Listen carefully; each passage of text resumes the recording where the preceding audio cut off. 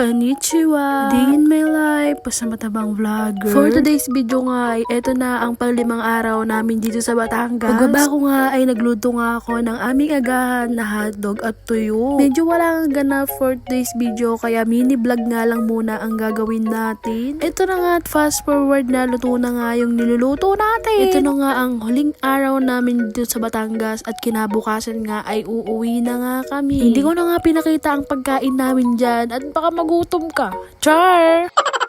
Dito nga ay kausap ko nga lang ang inay at kinakamusta ko nga ang tindahan. Hindi kinakamusta ko rin sila sa bahay. Dito naman kausap ko naman yung dalawa kong pinsan na si Jaya at si Kuya Joshua. Shoutout sa inyo, Diyos mayo marimar. Kuya Joshua, sana magbago ka na. Huwag ka na mapanglait. Hoy, binoking! Usap ko nga sila dyan at magpapasend Gcash nga ako. Hala, nalaman nyo na. Thank you, Jajing. Ito na nga tanghalian na magluluto nga tayo ng adobong sitaw. Adobong sitaw nga ang ulam namin ngayong tanghali at nilahukan ko nga ng chicken skin. Yan nga din kasi yung available dito sa bahay. Fast forward nga, eto, luto na. Meron pa nga rin palang squid ball sa ref kaya sinama ko na nga rin dyan. Napagkakasarap. At dahil tapos na nga akong magluto, tara na kumain. Let's go. Itadakimasu. Thank you, Lord. Dahil wala akong content, ipapakita ko na lang ulit sa inyo yung pagkain ko. Kung ayaw mo nga rin naman ako makitang kumakain, skip mo na. Sige na, go na. Kung saka masaya.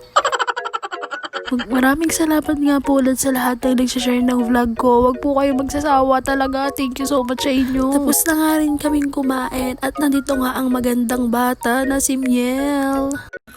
Sino ang maganda? Sino daw maganda? Yay!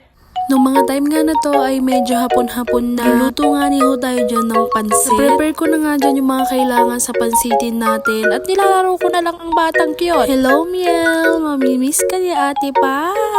At ni Kuya Iko. You're so cute talaga. You're so pretty bata.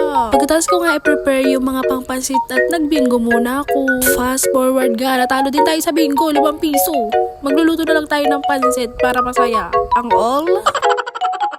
First time ko nga lang din magluluto ng pansit at 1 kilo nga yung niluluto nating pansit ngayon. At ito nga, fast forward, luto na nga ang ating pansit! Good luck na lang talaga sa lasa kasi first time ko lang talaga magluluto ng ginto. For me, okay lang naman, ayos lang naman sa akin. Yung lasa, ano ba yung kinakabahan kasi ako marami nga rin kakain ng pansit at baka hindi nila magustuhan. Pero sabi nga rin nila sa akin na ang sarap daw ng luto kong pansit. Pero wala pa rin talagang tatalo sa pansit ni Nanay Nibi, sa pansit ni Nanay Alme at sa pansit ni Tatay ko. Sana all marunong magluto ng pansit. O siya, sige na, uwi na kami, bye!